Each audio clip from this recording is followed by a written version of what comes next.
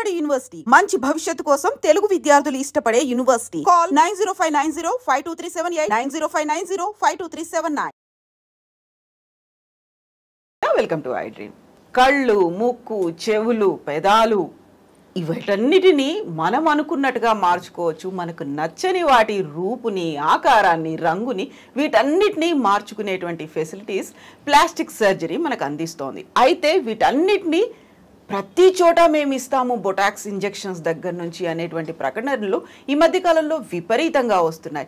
అయితే నిజంగా మనం మార్చుకోవాలి మన రూపురేఖల్ని అంటే తీసుకోవాల్సినటువంటి జాగ్రత్తలు ఏంటి? ఎవరు సర్టిఫైడ్ ఉన్నారు, ఎవరు ట్రైన్డ్ పర్సన్ ఉన్నారు, ఎవరి దగ్గరికి వెళ్ళినా ఎలాంటి జాగ్రత్తలు తీసుకోవాలి, ఒకవేళ జాగ్రత్తలు కనుక తీసుకోకపోతే వచ్చేటువంటి రియాక్షన్స్, ఇంపాక్ట్ ఎలా ఉంటుంది, ఇవే మాట్లాడుకుందాం. మనతో పాటుగా ఉన్నారు ప్రముఖ plastic surgeon doctor Varnika. Hello doctor.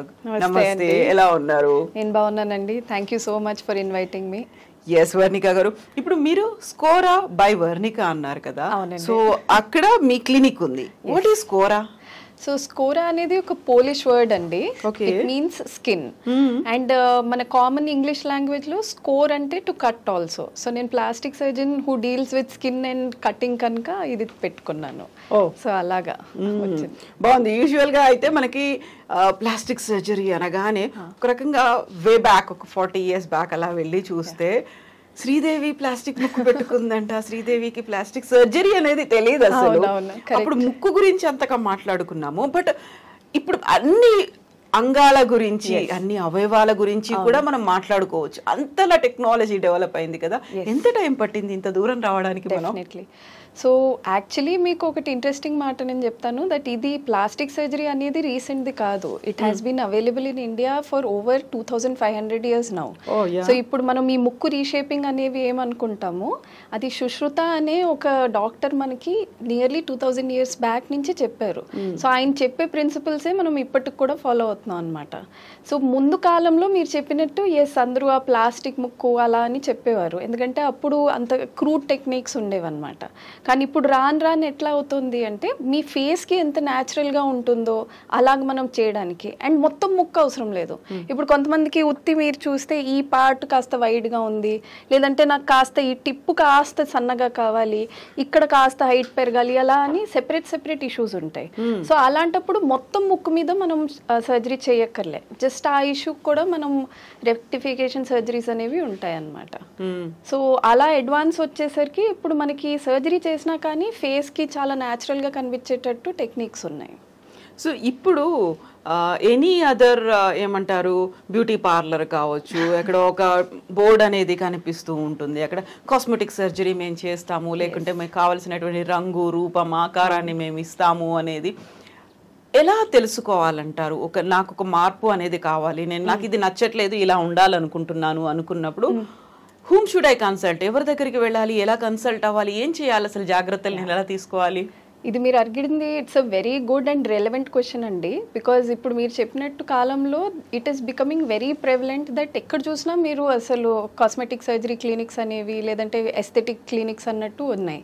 మనం లిటరల్గా ఒకటి స్టోన్ త్రో చేసామంటే 15 క్లినిక్స్ కనిపిస్తాయి, అలా ఉంది సిచ్యువేషన్. సో మీకేమైనా ట్రీట్మెంట్ కావాలి ఎనీథింగ్ స్పెసిఫిక్గా అంటే ఫస్ట్ ఆఫ్ ఆల్ అసలు ఆ క్లినిక్ గురించి మీరు గూగుల్ చేయండి. అక్కడ డాక్టర్ది స్పెసిఫికేషన్స్ ఏంటి, he or she whether they are trained in cosmetics or not is very important. So ఇలాంటివి generally 2 categories of doctors treat చేస్తారండి, either a dermatologist or a plastic surgeon. So వీళ్ళిద్దరికి ఒక సర్టెన్ క్వాలిఫికేషన్స్ ఉండాలి according to the medical council of India. So మనం basic MBBS తోటి, లేదు అంటే just ఒక కాస్మెటాలజీ ఫెలోషిప్ తోటి ఇవి అవ్వకూడదు. ఫర్ బోత్ ఆఫ్ దెమ్ ఆ basic master degree is important. అంటే మనం MBBS చేశాక పోస్ట్ గ్రాడ్యుయేషన్ అనేది చేయాలన్నమాట, ఐదర్ డర్మటాలజీలో ఆర్ జనరల్ సర్జరీలో. ఇవి 2 అయ్యాక then we train further in aesthetics అయినా కాస్మెటిక్ సర్జరీ అయినా. సో మీరు గూగుల్ చేసినప్పుడు ఆ డాక్టర్ క్వాలిఫికేషన్ ఏంటి, number of years of experience ఏంటి, ఆ క్లినిక్ రివ్యూస్ ఏంటి, ఇవి కూడా చూడడం చాలా ఇంపార్టెంట్. సో అప్పుడు మీకు అర్థమవుతుంది. చాలా మటుకు క్లినిక్స్లో ఇప్పుడు ఎట్లా నడుస్తుంది అంటే they are taking non medicos, లేదంటే ఇట్లా జస్ట్ కాస్మెటిక్ ఎక్కడో ఫెలోషిప్ చేశాము అన్నట్టు పేరు పెట్టుకుంటారు. They are not the trained and qualified people. So అలాంటి వాళ్ళ దగ్గరికి వెళ్ళొద్దు అసలు. సో వెళ్తే మనం అనుకున్నటువంటి డిజైర్డ్ షేప్ అనేది రాకుండా ఎఫెక్ట్స్ కూడా కనిపిస్తున్నాయి కదా, వాటిని మళ్ళీ మనం కరెక్ట్ చేసుకోవడానికి ఎంత టైం పడుతుంది అంటారు? సో నేను ఇప్పుడే రీసెంట్గా ఒక రీల్లో చెప్పాను, మాకు ఇలాంటి ఒక పేషెంట్ వచ్చారు, తను జస్ట్ ఫేషియల్ చేయించుకోవడానికి ఒక పార్లర్కి వెళ్ళారట. వాళ్ళేమో మీ ముక్కుది లిప్ది మొత్తం అంతా అసలు జస్ట్ ఒక 10 minutesలో మేము షేప్ చేంజ్ చేసేస్తాము అని లిప్ ఫిల్లర్ అనేది ఇచ్చారు. సో ఇప్పుడు లిప్ ఫిల్లర్కి కూడా దెర్ ఆర్ సర్టన్ స్టాండర్డ్స్. ఇప్పుడు మీరు క్వాలిఫైడ్ డాక్టర్స్ దగ్గరికి వెళ్తే వాళ్ళు వాడేది FDA అప్రూవ్డ్ ప్రొడక్ట్స్ అనమాట. అంటే యుఎస్లో యూరోప్లో ఇవన్నిటి మీద టెస్ట్ చేసి ఇది హ్యూమన్ బాడీకి హార్మ్ చెయ్యదు, ఇవన్నీ కరెక్ట్ ప్రోడక్ట్స్ అని వాళ్ళు ఒక మార్క్ ఇస్తారు. సో మేము వాడే ప్రొడక్ట్స్ అన్నీ అలాంటివే ఉంటాయి అన్నమాట. అలా కాకుండా వీళ్ళు నార్మల్ క్లినిక్స్ వాళ్ళు ఏం చేస్తారంటే చైనా నుంచో మిగతా ప్లేసెస్ నుంచి నాన్ అప్రూవ్డ్ ప్రొడక్ట్స్, అంటే వాటిని దేని మీద టెస్ట్ చేయరు, అలాంటివి తెచ్చుకుంటారు. And because they are non tested the price is really అసలు 1/4 తక్కువ అలా ఉంటుంది. సో ఎవరైనా వెళ్తే వాళ్ళకి ఇలాగ చెప్తారనమాట, మీరు అక్కడ చేయించుకుంటే చూడండి చాలా కాస్ట్లీ అవుతుంది, మా దగ్గర ఇంత తక్కువలో అయిపోతుంది అన్నట్టు దే ట్రై టు గివ్. కానీ వాళ్ళకి ఆ ట్రైనింగ్ ఉండదు కనుక ఎక్కడైనా తప్పు ఇంజెక్ట్ చేశారనుకోండి మొత్తం ఫేస్ డిఫార్మిటీ అయిపోతుంది. అంటే మీకు జస్ట్ ఏదో కాస్త ఎక్కువ తక్కువ చేయడం అనేది కాదు, మొత్తం ఆ లిప్ స్ట్రక్చర్ పోవడము, లేదు అంటే ఎక్కడైనా మీకు మొత్తం నెక్రోసిస్ అంటాం, అంటే ఆ ఏరియా డెడ్ అయిపోవడము, అట్లాంటివి చాలా సివియర్ ప్రాబ్లమ్స్ కూడా వస్తాయి అన్నమాట. అలర్జీస్, ఇన్ఫెక్షన్స్ ఇవన్నీ కూడా ఉంటాయి. అదైతే చాలా కామన్ యాక్చువల్లీ. బికాజ్ ఎందుకంటే వాళ్ళు యూజ్ చేసే మెటీరియల్స్ అయినా నీడిల్స్ అయినా అవి కరెక్టా స్టెరిలైజ్డా కాదా అవన్నిటికీ ఏం ప్రోటోకాల్ ఉండదు. ఇప్పుడు మా క్లినిక్స్ అంటే వాటికి MCIకి రూల్స్ ఉంటాయి. అంటే ఇప్పుడు మేము ఒక క్లినిక్ పెట్టాలి అంటే దానికి ఇన్స్పెక్షన్ జరుగుతుందన్నమాట. అంటే మా దగ్గర అన్నీ ప్రాపర్గా స్టెరిలైజ్డ్ అయ్యేది ఉన్నాయా లేదా, ఆ రూమ్లో ఇప్పుడు ఏమైనా ప్రొసీజర్ చేస్తున్నాము అంటే ఆ ప్రొసీజర్ ఏమైనా రాంగ్ అయితే దానికి తగ్గట్టు మెడిసిన్స్ ఉన్నాయా లేదా, ఇవన్నీ ఉంటేనే మాకు ఆ రిజిస్ట్రేషన్ సర్టిఫికేట్ వస్తుంది. కానీ పార్లర్స్కి అట్లాంటివి అవసరం లేదు. సో ఎవరు అలాగా ఇన్స్పెక్ట్ చేసి చెప్పారు కనుక దే ఆర్ ఎట్ ఫ్రీ రెన్. యూజువల్గా అక్కడ వినిపించేటువంటి ఒక మాట బ్రాండ్ తేడా మాత్రమే అండి, మిగతా అంతా సేమ్ టు సేమ్. చూడండి ఇది ఇవే ఉన్నాయి, ఫార్ములా అంతా ఇలాగే ఉంది, బట్ బ్రాండ్ తేడాతో రేట్ ఎక్కువ ఉంటుంది అనే మాట. అదే ఇది యాక్చువల్లీ కామన్ మాసెస్కి జనాలకి తెలియాల్సిన విషయం ఏంటంటే ఈ ప్రోడక్ట్స్ అన్నీ they are not like a regular tablets. అంటే ఇప్పుడు మనం పారాసెటమాల్ ట్యాబ్లెట్ తీసుకోవడానికి వెళ్ళాము అంటే ఎవరైనా మెడికల్ షాప్ వాళ్ళు ఎలా అంటారు, ఈ బ్రాండ్ ఇది లేదు మీరు ఈ బ్రాండ్ ఇది తీసేసుకోండి, రెండు సేమే పనిచేస్తాయి అని. ఎందుకంటే వాటికి అంత డిఫరెన్స్ ఉండదు, రెండు టెస్టెడ్ ఉంటాయి కనుక. కానీ ఇలాంటి వాటిల్లో చాలా తేడా ఉంటుంది. నేను చెప్పినట్టు ఒక బ్రాండ్కి రేటింగ్ ఎంత ఉందో అది ఎవరు చెప్పరు మీకు, జస్ట్ బ్రాండ్ తేడా అని చెప్పేస్తారు. కానీ అది FDA అప్రూవ్డా కాదా, దానికి ఎంతవరకు ఈ స్టడీస్ ఉన్నాయి ఇవన్నీ పట్టించుకోరు, జస్ట్ బ్రాండ్ తేడా అని చెప్పేస్తారు. ఆ చిన్న వర్డ్ బ్రాండ్ తేడాకి మీకు చాలా ఎక్కువ కాంప్లికేషన్స్ వస్తాయి. సో జస్ట్ డబ్బు అని ఒక 5 seconds మీరు ఆలోచిస్తే it will take away like years of your life. ఎంత టైం పడుతుంది మళ్ళీ కరెక్షన్స్ చేయాలి, అట్లీస్ట్ అంతకు ముందు ఉన్నటువంటి ఆ ముక్కో పెదాలు రావడానికి? సో అదేనండి, ఇప్పుడు చాలా సివియర్ లేదు, మీరు ఇమీడియట్గా విదిన్ a day or 2 వచ్చారు అంటే then probably it will take 6 to 8 months. So it's not even days or weeks. ఎందుకంటే ఇప్పుడు మనం అది నార్మల్కి రావాలి, నార్మల్కి వచ్చాక అక్కడ ఎక్కడ డిఫార్మిటీ ఉందో అది హీల్ అవ్వడానికి టైం పడుతుంది. అది హీల్ అయ్యాక దెన్ మేము కరెక్ట్ చేస్తామన్నమాట. కొన్నిసార్లు మీరు ఆ టైం అయిపోయాక వచ్చారనుకోండి, అంటే ఎవరికైనా ఇట్లా అవగాహన లేదు దట్ ఇమీడియట్గా రెక్టిఫికేషన్కి వెళ్ళాలి, వాళ్ళు ఒక 1 week తర్వాత అప్పుడప్పుడు వస్తూ ఉంటారు, అలాంటప్పుడు ఒక పార్ట్ మొత్తం డెడ్ అయిపోతుంది. సో దానికి మళ్ళీ రీకన్స్ట్రక్టివ్ సర్జరీస్ అంటాం అనమాట. అంటే ఆ డెడ్ అయిపోయిన పార్ట్ తీసి అక్కడ మళ్ళీ వేరే చోట నుంచి చర్మం వేయడము, ఇలాంటివి ప్రాబ్లమ్స్ అవుతూ ఉంటాయి. అవి ఇంకా మళ్ళీ మీకు లైఫ్ లాంగ్ ఒక స్కార్లా ఉండిపోతుంది. ట్రూ. ఇప్పుడు మనకు బొటాక్స్ కానీ మీరు చెప్పినట్టుగా కట్ చేసి సెట్ చేయడం అనేది ఉంటుంది, దాని ప్లాస్టిక్ సర్జరీ ఇవన్నీ చేసిన తర్వాత లైఫ్ లాంగ్ ఉంటాయా, దానికి మళ్ళీ లిమిటెడ్ పీరియడ్ అలా ఏమన్నా ఉంటుందంటారా? సో దేనికైనా సర్జికల్ నాన్ సర్జికల్ ఆప్షన్స్ ఉంటాయండి. సో నాన్ సర్జికల్ ఆప్షన్స్ ఎప్పుడైనా మీకు లిమిటెడ్ పీరియడ్వే ఉంటాయి. ఎందుకంటే మనకి బాడీకి రియాక్షన్ రాకూడదు. ఇప్పుడు మన బాడీ ఎవ్రీడే చేంజ్ అవుతూ ఉంటుంది. సో అందుకే మనం it is always better not to put anything which is permanent. ఇప్పుడు ఈ బొటాక్స్ అయినా ఫిల్లర్ అయినా మీరు పర్మనెంట్ది పెట్టేశారు, బాడీ ఎవ్రీడే చేంజ్ అవుతుంది అంటే there is always a chance that మీకు ఫ్యూచర్లో వెళ్ళాక అక్కడ ఎలర్జిక్ రియాక్షన్స్ రావడమేనా, ఏమైనా ప్రాబ్లమ్స్ అయినా వస్తాయి. So most of the products which are non surgical generally అవి మీకు షార్ట్ టర్మ్వే ఉంటాయి అన్నమాట. సో మ్యాక్సిమం 2.5 years వచ్చేవి అంతవే ఉంటాయి, దానికంటే మీకు లైఫ్ టైం అన్నట్టు ఉండదు అనమాట. సర్జికల్ అనేది మనం మాన్యువల్గా చేస్తాం కనుక ఎక్కడ మీకు ఎంత అవసరము, మీకు టిష్యూ ఎక్కడ తీయాలి, ఎక్కడ యాడ్ చేయాలి అది మనం చూసి చేస్తాం కనుక most of the surgeries are life time. కానీ అప్పటికి కూడా మన బాడీ కొంత చేంజ్ అవుతూ ఉంటుంది కనుక కొన్ని ప్రొసీజర్స్లో మీకు ఫాలో అప్ అనేది చాలా ఇంపార్టెంట్. సో ఎంత డ్యూరేషన్తో ఫాలో అప్లు అనేది పెట్టుకోవాలి? సో ఇప్పుడు జనరలీ బ్రెస్ట్ సర్జరీస్ ఉన్నాయనుకోండి, అలాంటి వాటికి ఫస్ట్ 1-2 monthsలో మీకు కాస్త ఎక్కువ ఉంటాయి. అది అయిపోయాక మీరు 6 monthsకి ఒకసారి 8 monthsకి ఒకసారి జస్ట్ ఒకసారి వచ్చి కనిపించి వెళ్ళిపోతూ ఉంటే సరిపోతూ ఉంటుంది అనమాట. సో మేము జస్ట్ ఏం చూస్తామంటే ఆ టైంలో ఏమైనా బ్రెస్ట్లో మళ్ళీ ఏమైనా వచ్చాయా ప్రాబ్లమ్స్, లేదంటే మీకు ఏజ్ అవుతున్న కొద్దీ అంటే 50+ అవుతున్న కొద్దీ మీకు మెనోపాజ్ చేంజెస్ ఇవన్నీ వస్తున్నప్పుడు అప్పుడు బ్రెస్ట్ ఏమైనా మారుతున్నాయా, వాటికి ఏమైనా మెడికేషన్ కావాలా, అలాంటి వాటికి వి విల్ హెల్ప్ యూ. ఇప్పుడు ఈ మధ్యకాలం మీరు చెప్పినట్టుగా బ్రెస్ట్ ఇంప్లాంట్ కాకపోతే బ్రెస్ట్ ఎన్లార్జ్మెంట్, బ్రెస్ట్ రిడక్షన్ ఇలాంటివన్నీ చేసినప్పుడు ఈ మధ్యన విపరీతంగా వినిపిస్తోంది 35-40 years వచ్చిన తర్వాత సిస్ట్లు వస్తున్నాయి, లమ్స్ వస్తున్నాయి, బ్రెస్ట్ క్యాన్సర్ వస్తుంది. దీంతో రాకుండా ఉంటాయా, దీంతో ఇంకా ఎక్కువ అవుతాయి, ఎలా ఉంటుంది? So again same thing, brand ఒకటే డిఫరెంట్ అనేసి మీరు డబ్బుల కోసం ఏమైనా చీప్ బ్రాండ్లో వాడితే వాటితో బాడీకి రియాక్షన్స్ వచ్చేది వెరీ కామన్ ఇష్యూ అండి. కానీ యాక్చువల్గా అయితే బ్రెస్ట్ ఇంప్లాంట్స్ ఏముంటాయో అవి చాలా సెన్సిటివ్గా కేర్ఫుల్గా ప్రొడ్యూస్ చేస్తారు. మేము చేసే సర్జరీస్ అన్నిట్లోకి ఇంప్లాంట్స్ అనేవి something that we do very carefully. అంటే ఆ సర్జరీ చేస్తున్నప్పుడు కూడా దానికి ఒక ప్రోటోకాల్ ఉంటుందన్నమాట. దట్ అది చాలా ఏసిప్టిక్గా బాడీకి అసలు ఇన్ఫెక్షన్ రాకుండా ఎంత తక్కువ టైంలో ఎంత కరెక్ట్గా పెట్టగలుగుతామో అలా ఉంటుంది ప్రోటోకాల్. సో అలా ఫాలో అయితే మీకు దాంతో రిలేటెడ్ ప్రాబ్లమ్స్ అనేవి రావన్నమాట. So again as I said, మీరు ఇయర్లీ ఫాలోఅప్లో ఉన్నారు అంటే ఇన్ కేస్ 1% ఏమైనా ఇష్యూస్ వచ్చాయి ఇట్లా అంటే మీకు ఏమైనా బ్రెస్ట్ సాగింగ్గా రావడం, లేదంటే ఏమైనా హార్డెన్గా అవ్వడం, ఇలాంటివన్నీ we can get to know within that period మీరు వచ్చి చూపించుకుంటుంటే. యూజువల్గా ఒక ఫ్యామిలీ హిస్టరీలో ఏమన్నా బ్రెస్ట్ క్యాన్సర్ ఉంది అనుకుంటే రెగ్యులర్ స్క్రీనింగ్స్ అనేవి చేయించుకుంటారు. ఒకవేళ మీరు చెప్పినట్టుగా సిలికాన్ ఇంప్లాంటో ఇంకోటి ఏదో పెట్టించుకున్న తర్వాత అది అవాయిడ్ చేస్తుందా క్యాన్సర్ని ఇలాంటి రాకుండా? లేదు, రెండింటికి అయితే రిలేషన్ ఉండదు. అంటే సిలికాన్ ఇంప్లాంట్ పెట్టించుకున్నారు అని మీకు క్యాన్సర్ ఛాన్సెస్ పెరిగిపోవు, అలా అని మీరు ఇంప్లాంట్ పెట్టించుకున్నారు అని క్యాన్సర్ ఛాన్సెస్ తగ్గిపోవడం అనేది ఉండదు అనమాట. సో రెండు separate. So if there is a history of breast cancer అలాంటి వాళ్ళని ఇంకా కాస్త ఎక్కువ ఫాలోఅప్కి రమ్మంటాం. సో ఇయర్లీ వన్స్ కాకుండా 6 monthsకి ఒకసారి వచ్చి చూపించుకుంటూ ఉంటారనమాట అలాంటి వాళ్ళు.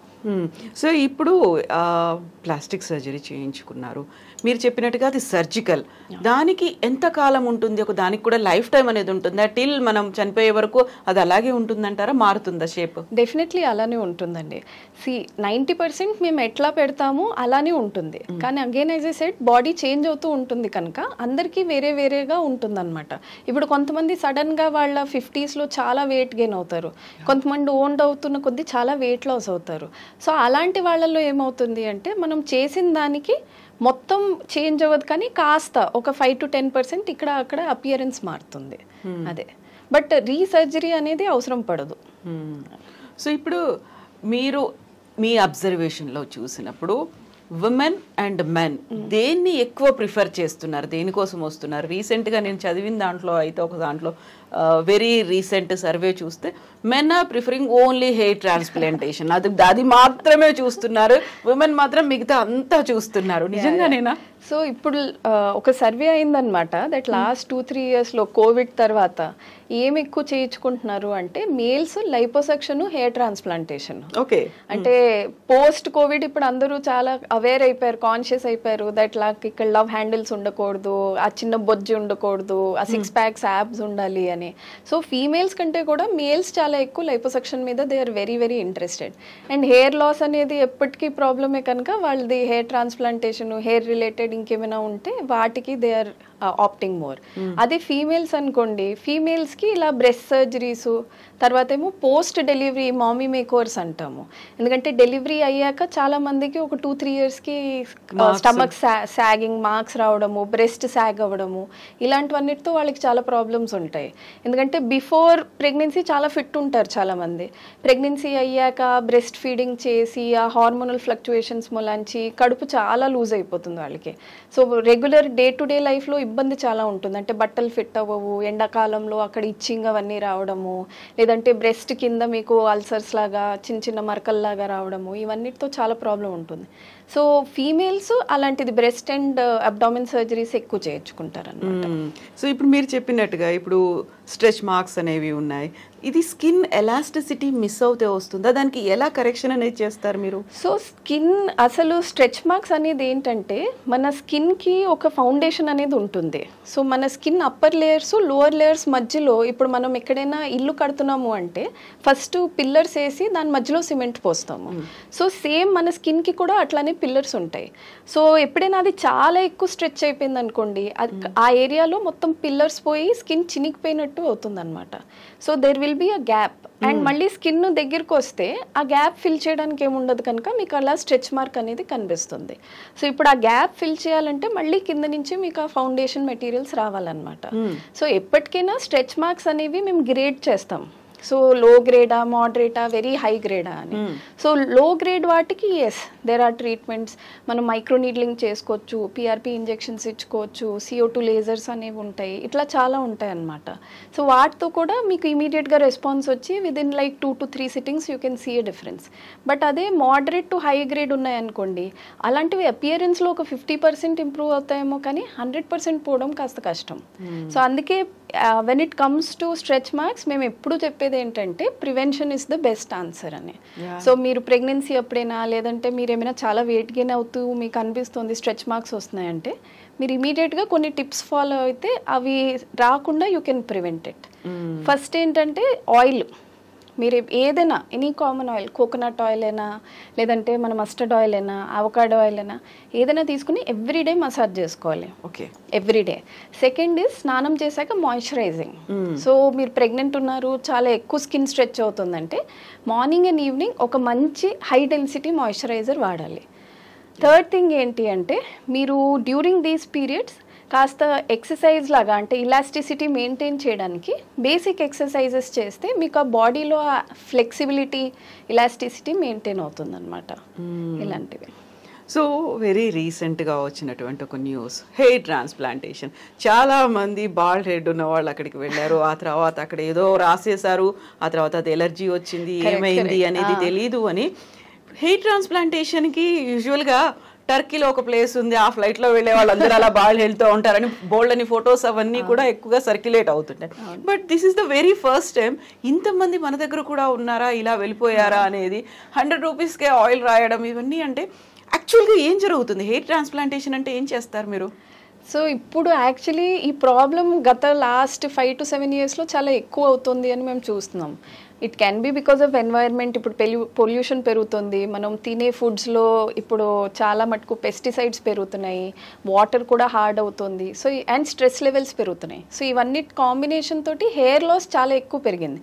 ఇప్పుడు అదే మీరు మన fathers generation or grand fathers జనరేషన్లో చూస్తే వాళ్ళు 45-50 వచ్చే వరకు కూడా వాళ్ళకి జుట్టు ఉండేది. అది ఇప్పుడు కంపేర్ చేస్తుంటే యంగర్ జనరేషన్లో పాపం 20sకే వాళ్ళకి జుట్టు పోవడం స్టార్ట్ అయిపోతుంది. So that is becoming a very big issue. Because hair అనేది ఎవరికైనా సెల్ఫ్ ఇమేజ్కి చాలా ఇంపార్టెంట్, ఎస్పెషలీ మేల్స్కి.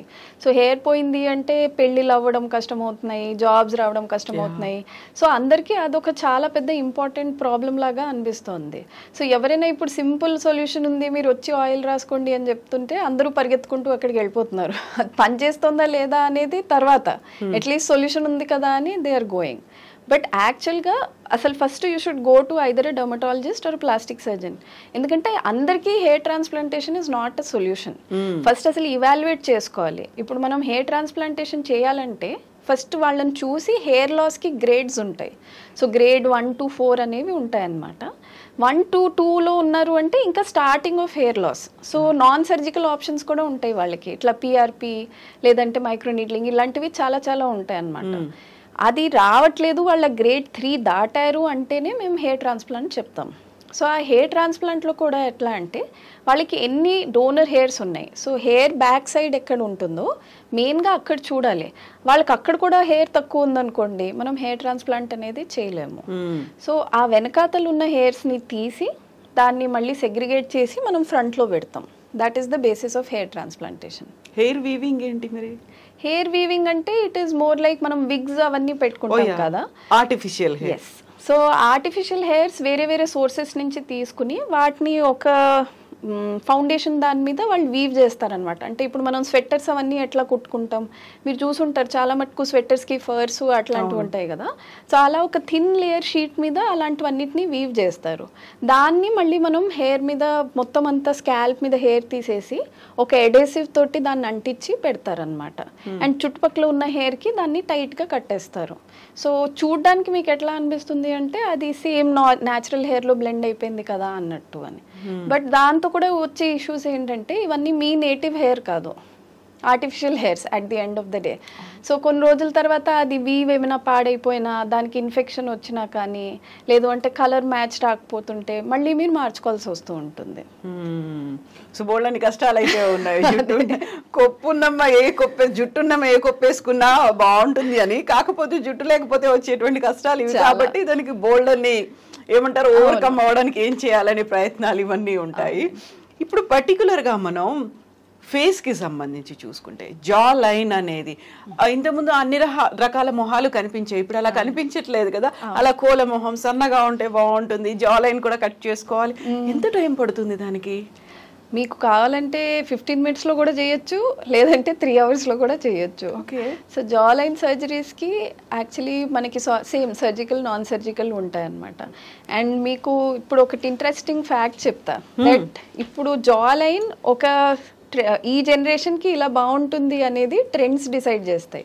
సో ఇప్పుడు మీరు చూస్తే పాతకాలంలో సావిత్రి గారు వీళ్ళందరిది ఫేస్ చాలా బాగుంది, అది కాస్త రౌండ్గా అలా చబ్బీగా ఉంటే బాగుంటుంది అన్నట్టు ఉండేది. దాని తర్వాత నెక్స్ట్ గ్రూప్ ఆఫ్ వాళ్ళు వచ్చారు. సో రేఖాలాగా లేదంటే శ్రీదేవి లాగా మీరు చెప్పినట్టు ముక్కు స్ట్రేట్గా ఉండి చిన్న లోపలగా ఉంటే అలా బాగుంటుంది అని. ఇప్పుడు కొత్త ట్రెండ్ ఏంటి, చిన్న ఫేస్ ఉండాలి. అంటే ఇప్పుడు మీరు కొరియన్ డ్రామాస్ అయినా లేదంటే అన్నిట్లో చూస్తుంటే అందరికీ చిన్నగా క్యూట్ ఫేస్ ఉండాలి, ఎలాంగేటెడ్ ఫేస్ ఉండాలి అంటారు. సో అలాంటప్పుడు జా లైన్ చాలా ఇంపార్టెంట్ అయిపోతుంది. సో నాన్ సర్జికల్ ఆప్షన్స్ ఇలాగ 15-20 minutesలో చేసేవి ఏంటంటే బోటాక్స్ అండ్ ఫిల్లర్స్ ఉంటాయి అన్నమాట. సో మెయిన్గా మ్యాసెటర్ బోటాక్స్ అనేది ఇస్తాం మేము.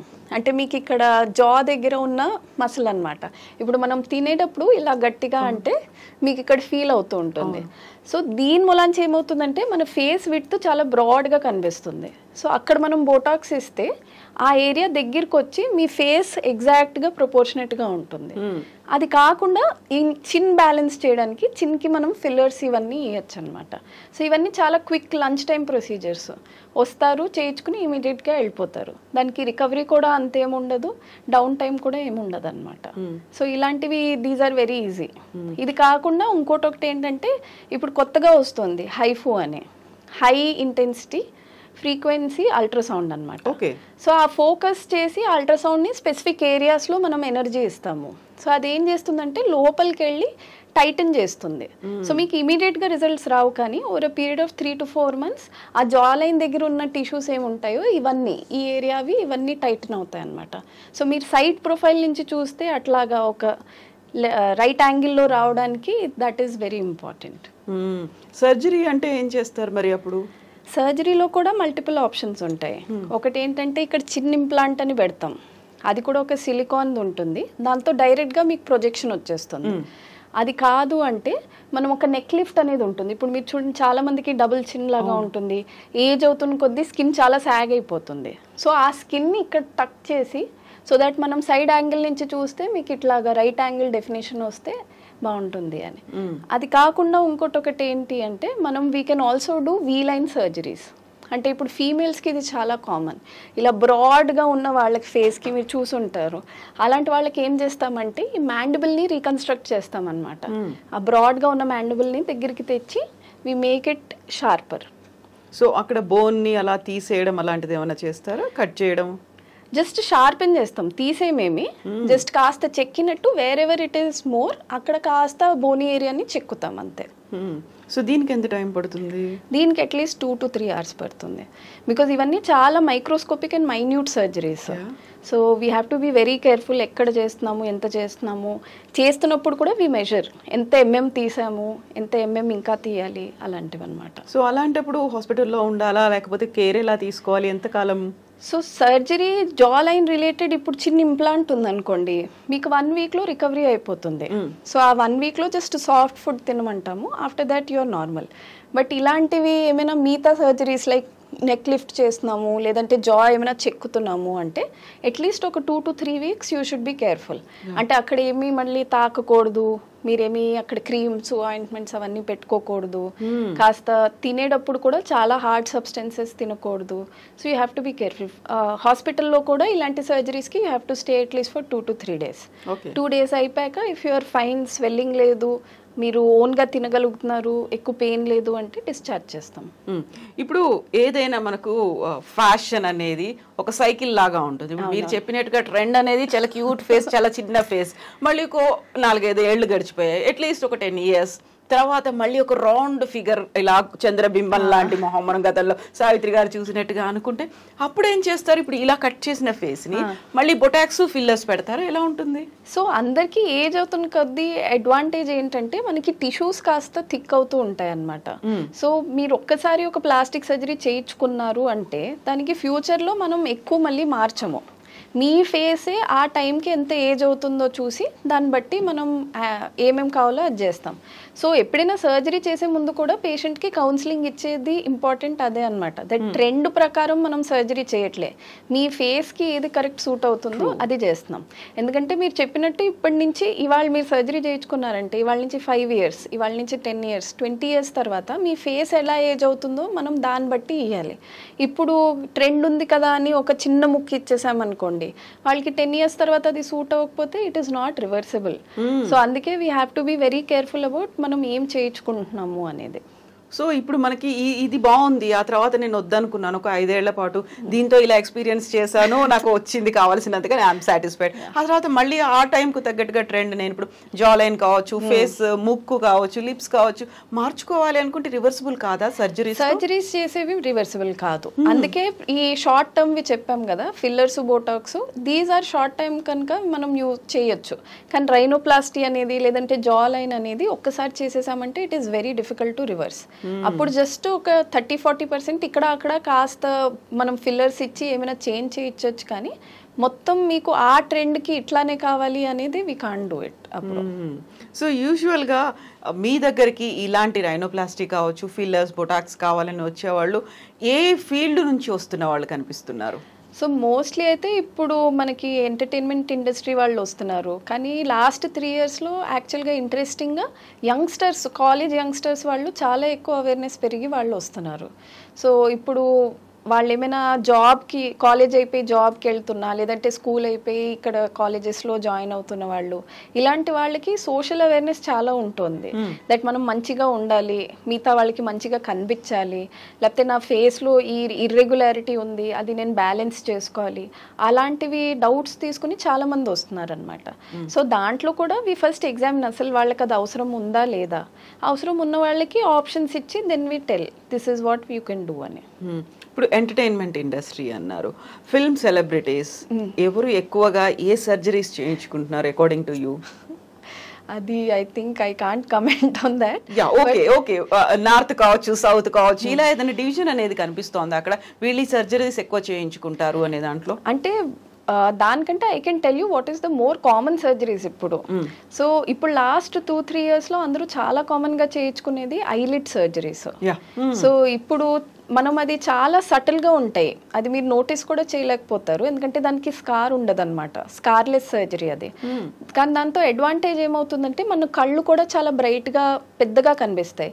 మీరు కొంత హీరోయిన్స్ది ప్రీవియస్ మూవీస్ చూస్తే వాళ్ళు చాలా చిన్నగా కళ్ళు, చాలా యంగ్గా కనిపిస్తారు. బట్ ఇప్పుడు రీసెంట్ మూవీస్ చూసారనుకోండి, వాళ్ళు కళ్ళు బాగా డిఫైన్డ్గా, కాజల్ అవన్నీ పెట్టుకుంటే చాలా బ్రైట్గా పెద్దగా కనిపిస్తూ ఉంటాయి. సో ఆ డిఫరెన్స్ మేకప్పే కాదు, it it is because of blepharoplasty also. Second most common నేను చెప్పింది ఎట్లాగో అందరూ చేయించుకునేది rhinoplasty, because that is the centre of our face. So అది మొత్తం అంతా మార్చేస్తుంది కనుక రైనోప్లాస్టీ ఫీమేల్ సెలబ్రిటీస్లో it is very very common, చాలా ఎక్కువ చేయించుకుంటారు. మేల్ సెలబ్రిటీస్లో జా లైన్ సర్జరీస్. సో ఎవరికైనా బికాజ్ మీరు సినిమా ఫీల్డ్లో స్టార్టింగ్ అవుతున్నారు అంటే చాలామంది they will be around 20 to 25. So ఆ టైంలో హార్మోన్స్ బట్టి వాళ్ళది జా లైన్ అంత ఎక్కువ షేప్ ఉండదు. అందుకే ఇనీషియల్ మూవీస్లో మీరు చూస్తారు they will be looking very chubby. As the films progress వాళ్ళు కూడా కాస్త మెచ్యూర్గా కనిపించాలి కనుక జా లైన్ సర్జరీస్ చాలా common and they are very favourite amongst our Telugu stars also. చాలా ఎక్కువ చేయించుకుంటున్నారు అనమాట అవి. అండ్ అది కాకుండా యూనివర్సల్గా ఫేవరెట్ అయితే liposuction. As you know every other celebrity gets it to remain fit mainly, ఎందుకంటే వాళ్ళ schedules will be so hectic. So ఆ షేప్ కంటిన్యూస్గా మెయింటైన్ చేయాలి అంటే జనరలీ ఇక్కడ అక్కడ కాస్త ఏమైనా ఎక్సెస్ ఫ్యాట్ ఉన్నాయంటే చాలామంది లైపోసక్షన్ చేయించుకుంటారు. సో యూజువల్గా ఫిట్ అండ్ ఫైన్గా ఉండాలి లేకపోతే ఫిజిక్ మెయింటైన్ చేయాలి అంటే ఎక్కువగా డైట్ ఒకటి చెప్తుంటారు, ఆ తర్వాత ఎక్సర్సైజెస్ అని చెప్తుంటారు. ఇవన్నీ కాకుండా లైపోసక్షన్ అనేది సో ఏ ఏరియాస్లో చేయించడానికి ప్రిఫరెన్స్ ఇస్తూ ఉంటారు? మెయిన్లీ లవ్ హ్యాండిల్స్ అండి. అందరికీ love handles is very difficult to get rid of. And మీరు చూస్తారు బెలీ బటన్ కింద ఉన్న కాస్త ఏరియా ఆఫ్ ఫ్యాట్, ఈ ఏరియాస్ ఏంటంటే these are diet and exercise resistant fat అనమాట. సో మన బాడీలో మిగతా ప్లేసెస్లో ఉన్న ఫ్యాట్ లాగా ఫ్యాట్ కాదు ఇది. It will be very very hard and hormone dependent fat. So మనం ఎంత డయట్ చేసినా ఎంత ఎక్సర్సైజ్ చేసినా కొంతమందికి ఆ హార్మోన్ రిలేటెడ్ ఫ్యాట్ ఎక్కువ ఉంది అంటే అది తగ్గదు అసలు.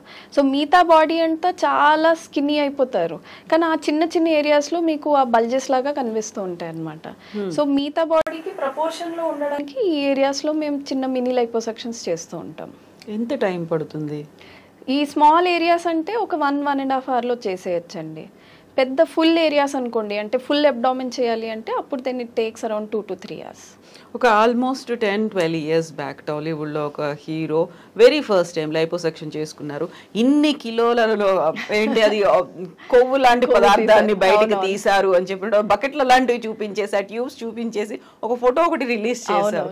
నిజంగా ఒక పర్సన్కి ఇప్పుడు ఎక్సెస్ ఉంది మనకి మీరు అన్నట్టుగా డిజైర్డ్ షేప్ రావాలి అంటే ఎలా తీస్తారు, ఎంత తీస్తారు మీరు ఆ కొవ్వుని? సో ఫస్ట్ ఆఫ్ ఆల్ ఆ పర్సన్ది ఎంత ఫ్యాట్ పర్సెంటేజ్ ఉంది అది మనం క్యాల్కులేట్ చేయాలి.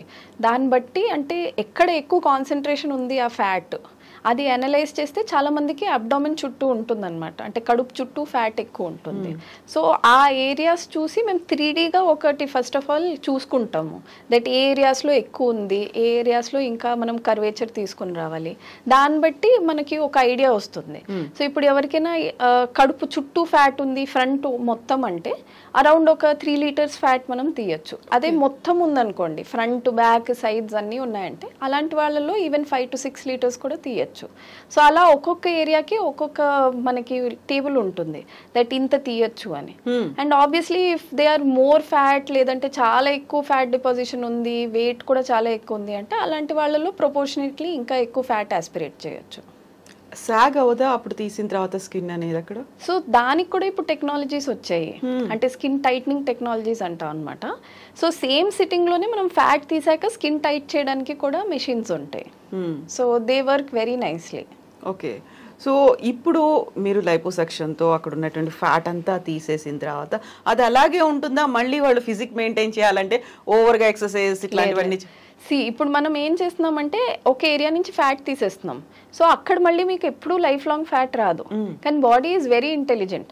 ఇప్పుడు మీ బాడీ రిక్వైర్మెంట్ ఒక 50 calories అనుకోండి సే ఫర్ ఎగ్జాంపుల్, కానీ మీరు 100 calories తింటున్నారంటే ఆ మిగతా 50 calories బాడీ ఎక్కడో సేవ్ చేసుకోవాలి, కడుపు దగ్గర సేవ్ చేసుకోలేదు ఎందుకంటే అక్కడి నుంచి మనం తీసేసాం. సో అప్పుడు ఏమవుతుందంటే మీకు ఆర్మ్స్కైనా థైస్కైనా ఇలాంటి ఏరియాస్లో ఫ్యాట్ డిపాజిషన్ అవుతుంది అనమాట. సో అందుకే సర్జరీ అయ్యాక కూడా we ask patients to maintain a healthy life style. అంటే నేను చెప్పను దట్ మీరు రోజు జిమ్కి వెళ్ళిపోయి 3 గంటలు ఎక్సర్సైజ్ చేయండి అని, but at least every alternate day or 3 times a week ఒక 30 to 40 వాక్ డైలీ చేస్తే మంచిది. అది కాకుండా హెల్తీగా తినండి. అంటే ఇవాళ మొత్తం బిర్యానీ తిన్నారు అంటే అట్లీస్ట్ రేపు కాస్త హెల్తీగా ఇంట్లో ఫుడ్ సలాడ్స్ అట్లాంటివి తినండి. So you don't need to give up your life style, కానీ కాస్త బ్యాలెన్స్డ్గా ఉంటే ఆ రిజల్ట్స్ మెయింటైన్ అవుతాయి అన్నమాట.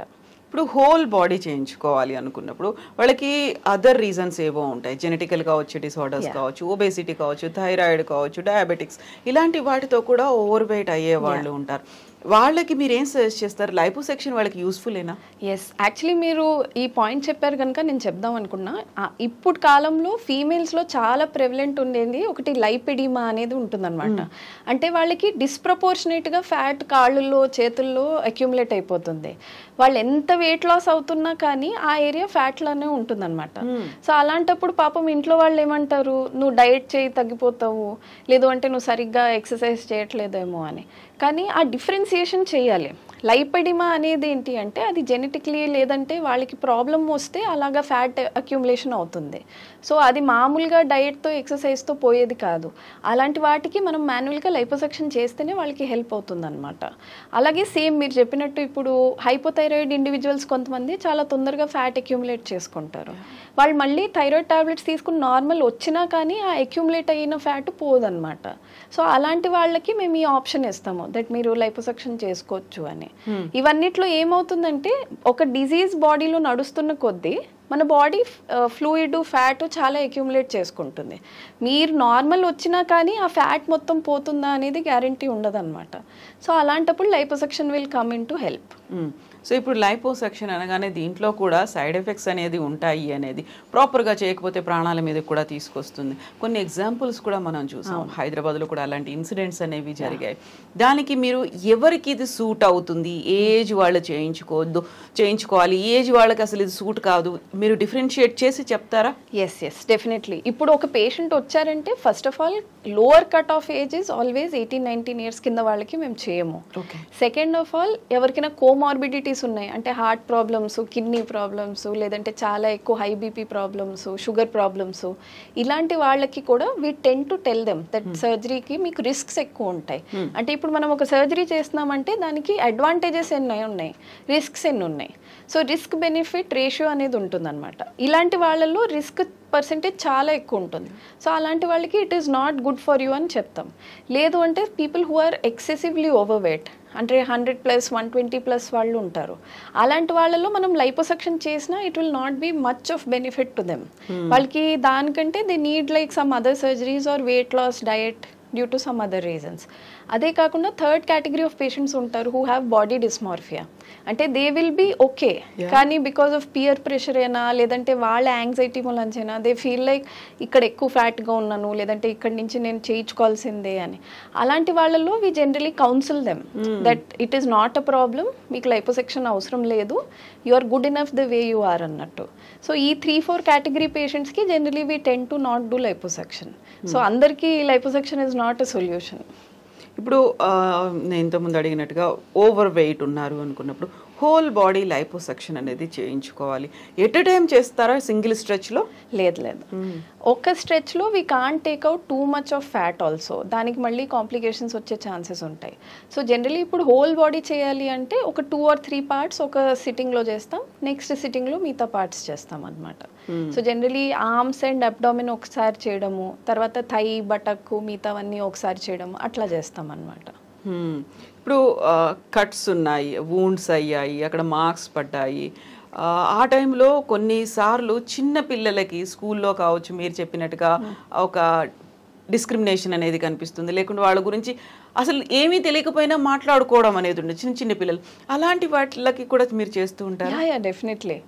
సో ఎప్పుడైనా మీకు కట్ అయింది అంటే ఇమీడియట్లీ ఫస్ట్ మీరు ప్లాస్టిక్ సర్జన్ దగ్గరికి వెళ్తే మీకు రిజల్ట్ బాగా వస్తుంది. ఎందుకంటే ఎప్పుడైనా ఒక గాయం ఉందనుకోండి, మీరు దాన్ని ఎంత ఎర్లీగా ఎంత కరెక్ట్గా ట్రీట్ చేస్తారో ఆ స్కార్ అంత మంచిగా వస్తుంది.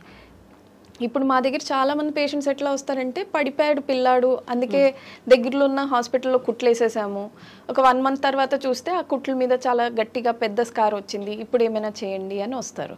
సో స్కార్ ఫామ్ అయిపోయాక మనం చేసే ట్రీట్మెంట్స్ చాలా టైం టేకింగ్ అండ్ చాలా లాంగ్ ఉంటాయి.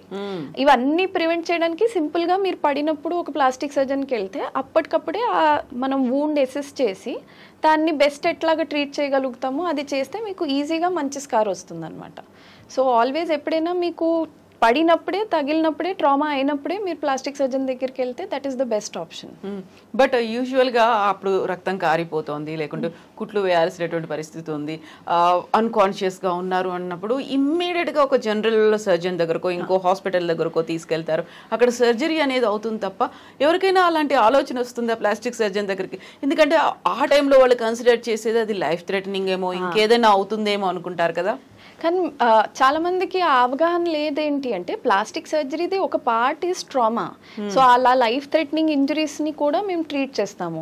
ఇప్పుడు ఫర్ ఎగ్జాంపుల్ డీప్ కట్స్ ఉంటాయి కొన్నిసార్లు, అంటే బైక్ మించి పడిపోతే తొడ దగ్గర ఇక్కడ ఏదో ఆర్టరీ కట్ అయిపోయింది, బ్లీడ్ అవుతుంది అంటారు. సో అలాంటివి కూడా మేము రిపేర్ చేస్తాము. సో మీరు ఇమీడియట్గా వస్తే లోపల అంటే బయట కుట్లే కాదు, లోపల నుంచి కూడా రిపేర్ ఏముంటుందో అవి కూడా మేము చేస్తాం అనమాట. So in case if you're not near a hospital which has plastic surgeon, మీరు వెళ్ళి ఫస్ట్ బేసిక్ సూచర్స్ వేయించుకోండి వాట్ ఎవర్ ఇస్ దేర్. కానీ ఇమీడియట్గా within 24-48 hours next plastic surgeon దగ్గరికి వచ్చేస్తే ఆ బ్లీడింగ్ అనేది స్టాప్ అయ్యాక then next thing we can do.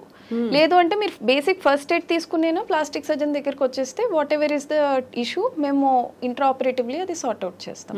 So but ఈ ఆలోచన మాత్రం ఇమ్మీడియట్గా రాదు కదా. మీరు చెప్పినట్టుగా లోపల ఏదైనా డ్యామేజ్ అయింది అనుకుంటే దాన్ని కూడా మీరు చేస్తారు, సర్జరీ చేస్తారు, రిపేర్ చేస్తారు అనేది.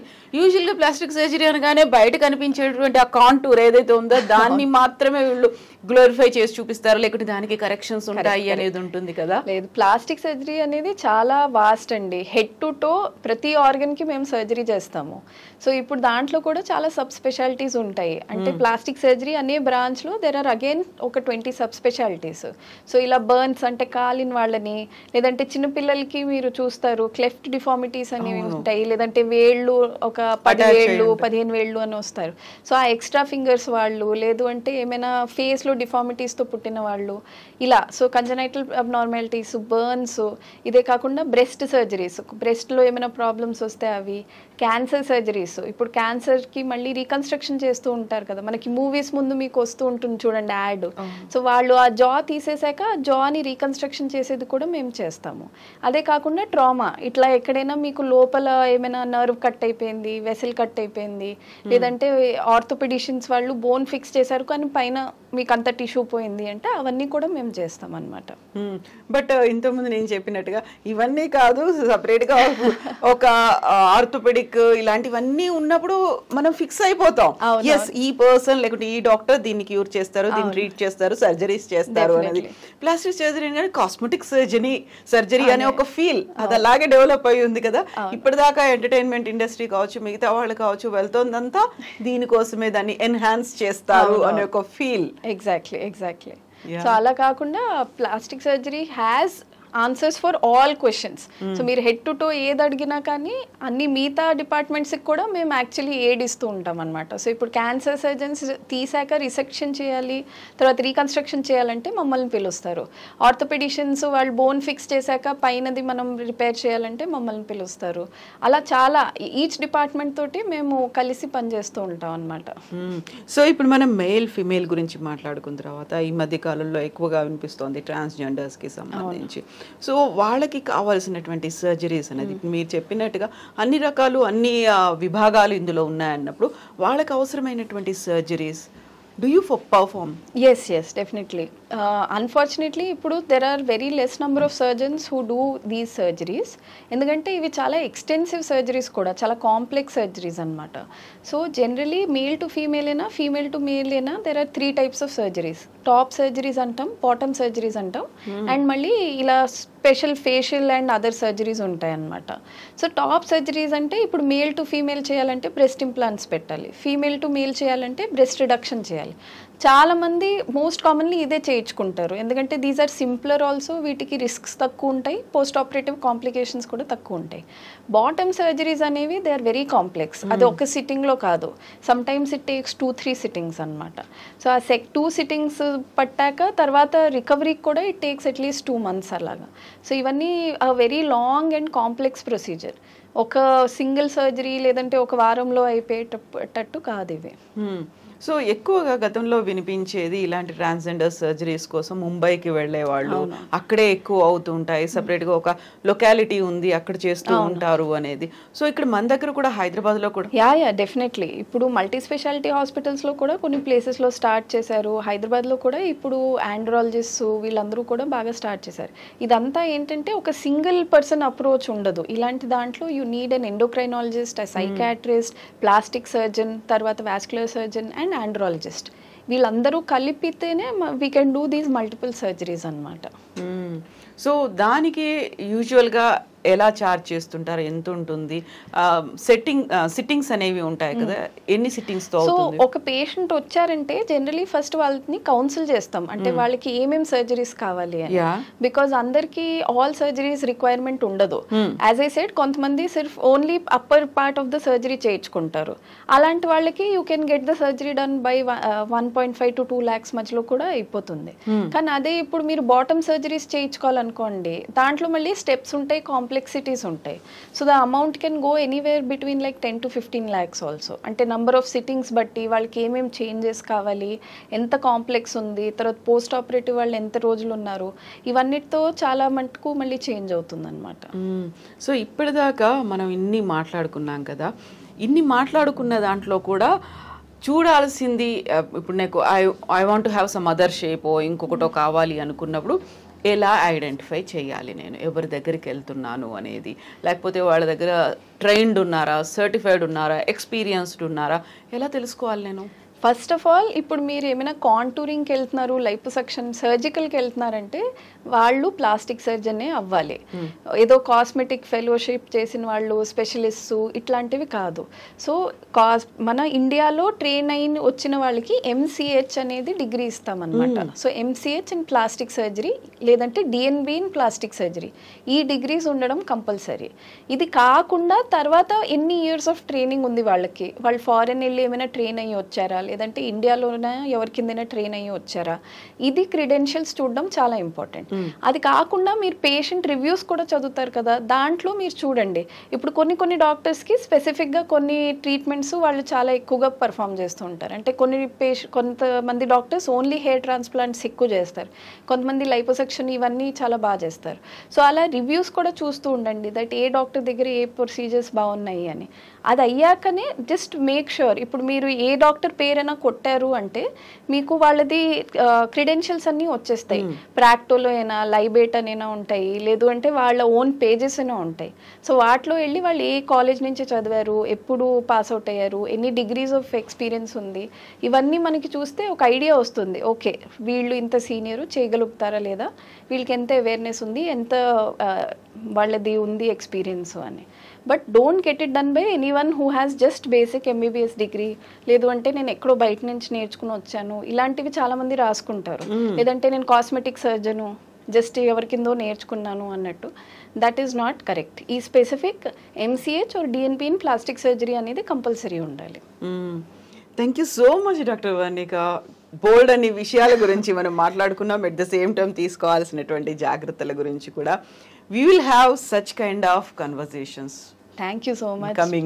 చాలా ఇంట్రెస్టింగ్ క్వశ్చన్స్ అడిగారు, అందుకే నాకు కూడా చెప్పడానికి బాగా అనిపించింది. Thank you so much doctor. Thank you. See you again. Thank you.